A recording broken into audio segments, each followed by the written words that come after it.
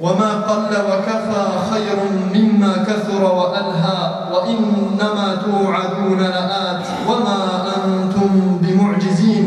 إخوة الإسلام، معشر المؤمنين، أيتها الأخوات، ما زلنا نتكلم عن الغيبة، والغيبة إثم عظيم وداء عضال ومرض خطير.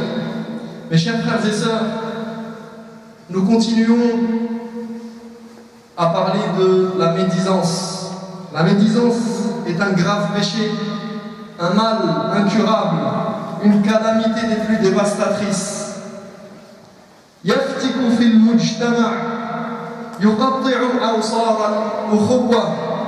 Elle ravage la société et détruit les liens de fraternité. ويمزق شمل المسلمين ويعود الناس على احتقار بعضهم بعضا. La médisance divise les musulmans en les habituant à se mépriser les uns les autres.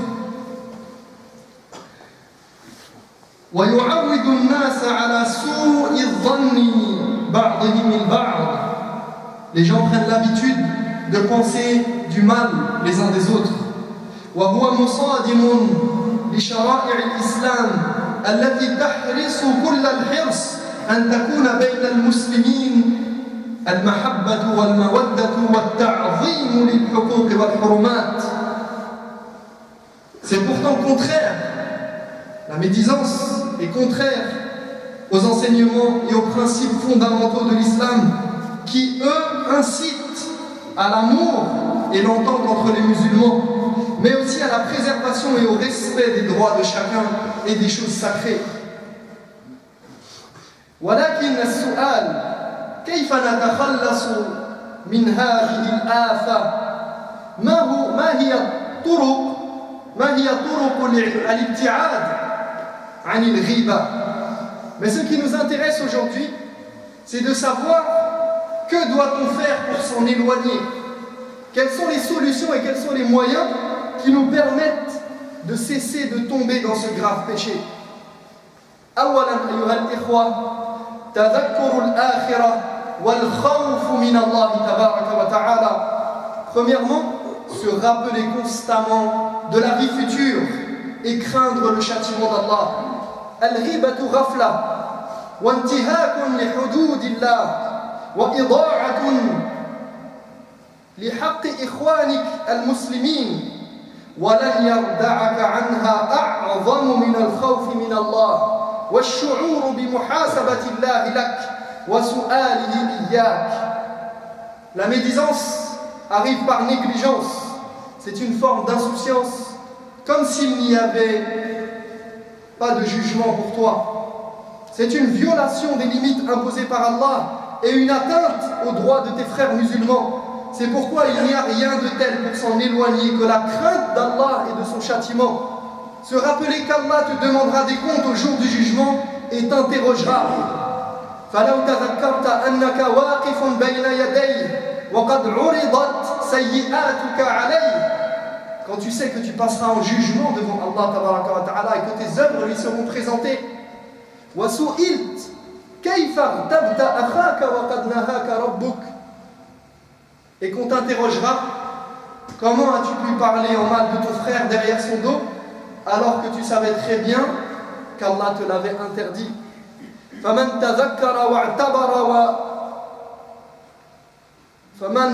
تذكر واعتبر وتبصر ونظر إلى ما هو آت إليه من آخرته فإنه يزم نفسه بزمام التقوى. Celui qui se rappelle ce qu'il attend au jour du jugement forcera son âme à faire preuve de prudence et à la crainte de son Seigneur. ويحبس لسانه عن الوقوع في أعراض المسلمين والاشتغال بعيوبهم. Il cessera certainement de toucher à l'honneur des musulmans et de se préoccuper de leurs défauts. فإن ذكرى الآخرة بعد توفيق الله هي التي توقظ الإنسان من غفلته. Car cette conscience de devoir rendre des comptes à son Seigneur est le meilleur moyen pour le serviteur de se réveiller de son insouciance. Vous savez que al-iman billah, la croyance en Allah, elle est directement rattachée à à la croyance de l'akhirah. Al-yawm yu'minuna billahi wa bil yawmil akhir. C'est pas anodin, c'est pas pour rien que Allah il nous parle toujours de Allah et du jour du jugement, car c'est la croyance ferme dans le fait que tu vas rendre des comptes un jour qui te font agir avec prudence, t'arrêter, réfléchir à ce que tu dis et à ce que tu fais.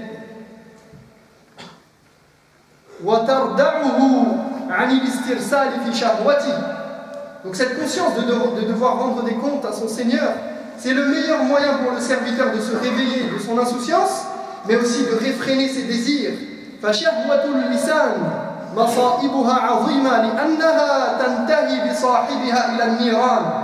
Car les mots que l'on prononce lorsque l'on suit nos propres désirs peuvent nous mener directement en enfer. قال معاذ يا نبي الله وإنا لمؤاخذون بما نتكلم به. Mu'adh ibn Jabal radiyallahu anhu a demandé au prophète sallallahu alayhi wa sallam, il lui a dit: ô prophète d'Allah, serons-nous vraiment sanctionnés pour nos paroles? Allons-nous être sanctionnés? Allons-nous être tenus responsables pour les mots que nous prononçons? فقال صلى الله عليه وسلم ثكلتك أمك وهل يكب الناس في النار على وجوههم أو قال على مناخرهم إلا حصائد ألسنتهم. Le prophète sallallahu alayhi wa sallam lui a répondu: pauvre de toi, ya Mu'adh, pauvre de toi, y a-t-il plus à même de faire rentrer les gens au feu la tête la première que les péchés qu'ils récoltent pour leurs paroles, pour ceux qu'ils ont prononcés? فتبتعد عن الغيبة حينما تتذكر أن الله سيسألك عن كل كلمة تقولها. Tu t'éloigneras de la médisance lorsque tu auras pris conscience qu'Allah t'interrogera sur chacun des mots que tu prononces. ما يلفظ من قول إلا لديه رقيب عتيد. Allah nous dit du serviteur, il ne prononce aucune parole sans avoir auprès de lui un observateur vigilant prêt à la consigner. أم يحسبون أننا لا نسمع سرهم ونجواهم بلى ورسلنا لديهم يكتبون. Croient-ils que nous ne savons pas leurs secrets et que nous n'entendons pas leurs discussions privées? Mais si, nos anges placés près d'eux mettent tout par écrit.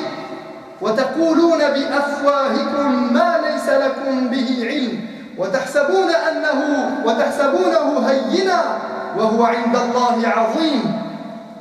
Vous parlez sans preuve sur des sujets, sur des choses, sur les gens, et vous pensez que c'est sans importance, alors qu'auprès d'Allah cet acte revêt un caractère si grave. C'est extrêmement grave auprès d'Allah, et vous, nous dit Allah, on nous dit vous parlez sans prêter attention. Et le prophète sallallahu alayhi wa sallam a dit que celui qui prononce une parole parfois, eh bien cette parole elle peut l'emmener en enfer 70 années. Elle le jette en enfer pour une parole. فهذا هو الأمر الأول. الأمر الثاني أيها الإخوة أن تكون مسلما حقا. Deuxièmement, il faut que tu sois un musulman digne de ce nom. المسلم من سلم المسلمون من يده ولسانه. Le musulman, c'est celui auprès de qui les autres musulmans sont à l'abri, autant du mal qui peut provenir de ses mains que de ses paroles. هذا أخوك الطويل القصير الأسود أو الأبيض الذي يفعل أو يقول هذا أخوك في الله أخوك في الإسلام. Cette personne dont tu parles, qui est grande, petite, noire, blanche, qui fait telle chose ou qui dit telle chose, c'est toujours ton frère en islam. Es-tu incapable de couvrir ses défauts?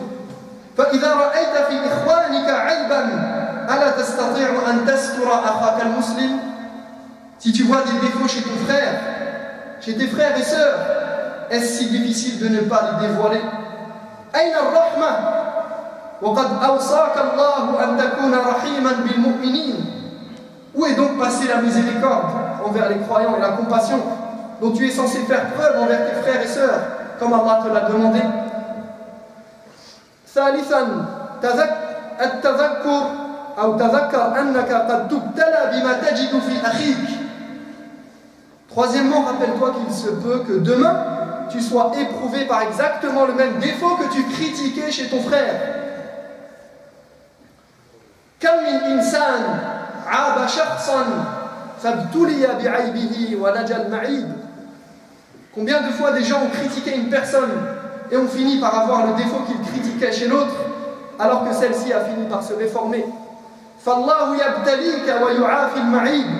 Il se peut donc qu'Allah t'éprouve d'avoir critiqué quelqu'un en te donnant exactement le même défaut que lui et en guérissant le défaut chez l'autre.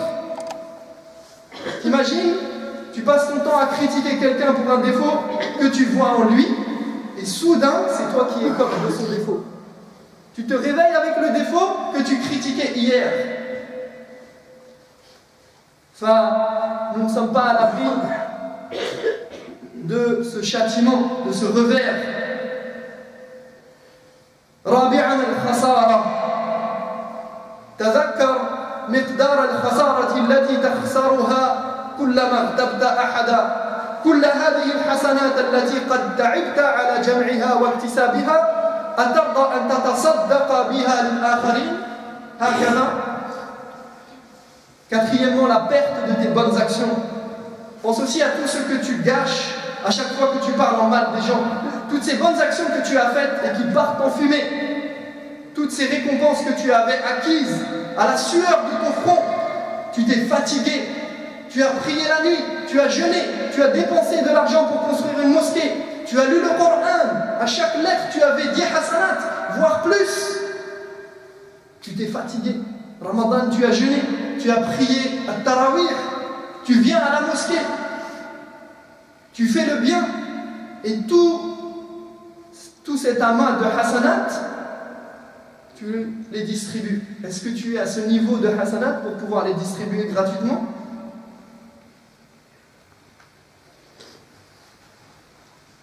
Tu t'es fatigué pour au final distribuer gratuitement tes récompenses. عن أبي هريرة رضي الله عنه قال رسول الله صلى الله عليه وسلم من كانت له مظلمة لأخيه من عرضه أو شيء فليتحلله منه اليوم قبل أن لا يكون دينار ولا درهم إن كان له عمل صالح أخذ منه بقدر مظلمته وإن لم تكن له حسنات أخذ من سيئات صاحبه فحمل عليه. Abu Huraira radiyallahu anhu rapporte que le prophète sallallahu alayhi wa sallam a dit: quiconque a fait du mal à son frère en touchant à son honneur ou d'une quelconque manière qui lui a porté préjudice dans son honneur, dans ses biens, etc. Il nous dit: quiconque a fait du mal à son frère en touchant à son honneur ou d'une quelconque manière, qu'il répare ses torts tant qu'il en est encore temps, avant que ne vienne le jour où rien, ni or ni argent, ne pourra racheter ses fautes, si ce n'est ses bonnes actions qu'il devra redistribuer à hauteur des préjudices qu'il aura causés. Et s'il n'en a plus, ou s'il n'en a pas, on lui fera porter les fautes du plaignant.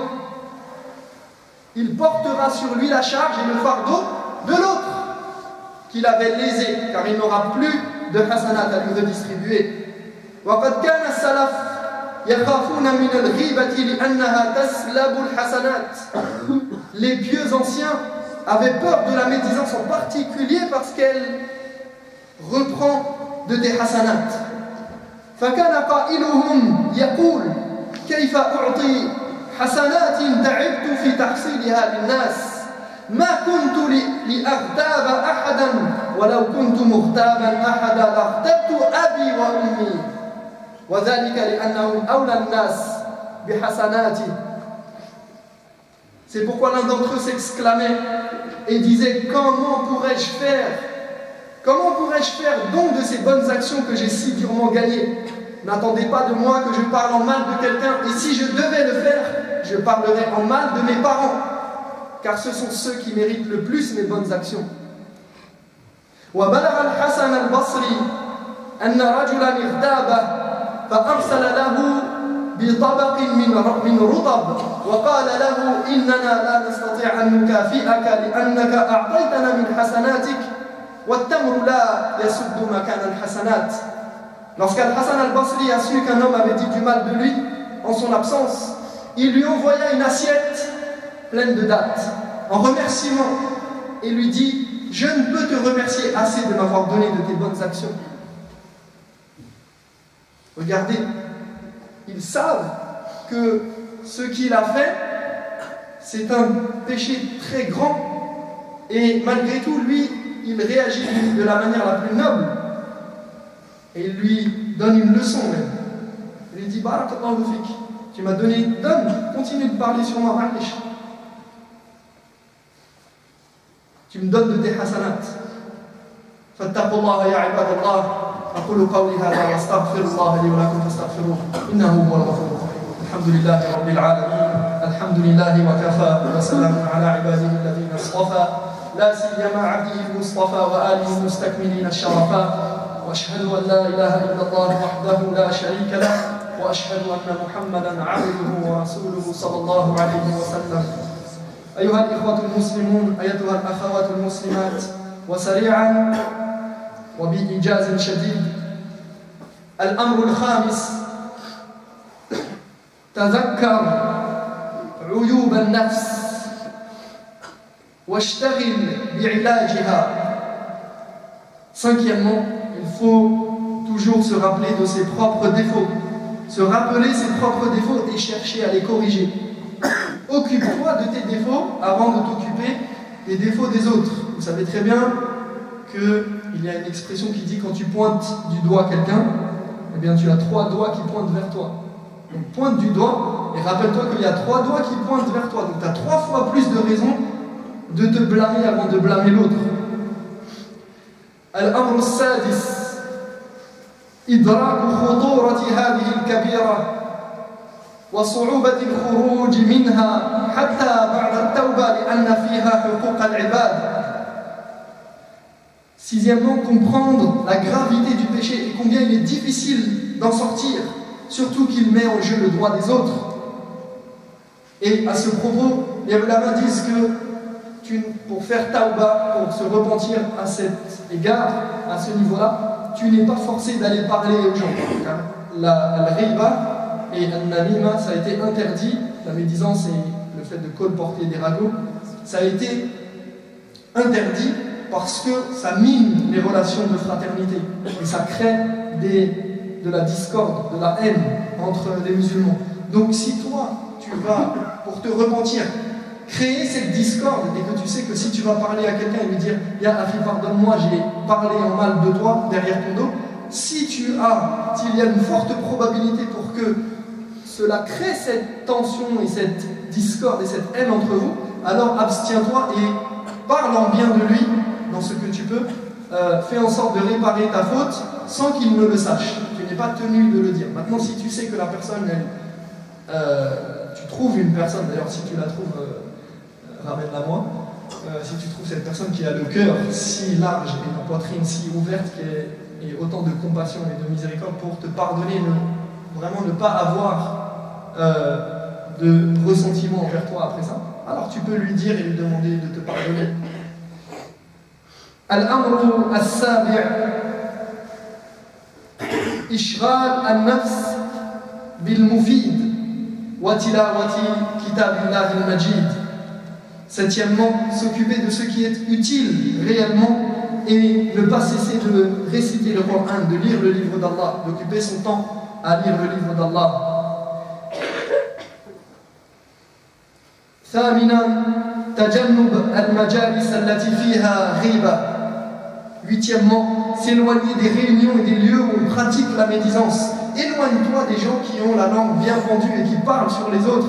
Et si tu es dans une assise où tu vois que les gens parlent en mal, essaye de leur faire le rappel et de leur dire Ittaqillah, hadha akhouk, ça c'est ton frère, c'est ta sœur, rappelle-lui al-ukhuwa, rappelle-lui les droits que tu as envers cette personne ou qu'il a envers cette personne. Donc rappelle, et sinon éloigne-toi, tu t'en vas si tu peux, tu quittes cette assise. تاسعا وهذا الأمر الأخير تعويد اللسان على ذكر الله وملازمة الاستغفار والصلاة والسلام على رسولنا المختار صلى الله عليه وسلم. Le dernier point, le 9e point, habituer sa langue à mentionner Allah, à lui demander pardon sans cesse et prier en faveur de notre prophète alayhi salatu wassalam. Allahumma ighfir lana ma qaddamna wa ma akharna wa ma anta a'lamu bihi minna.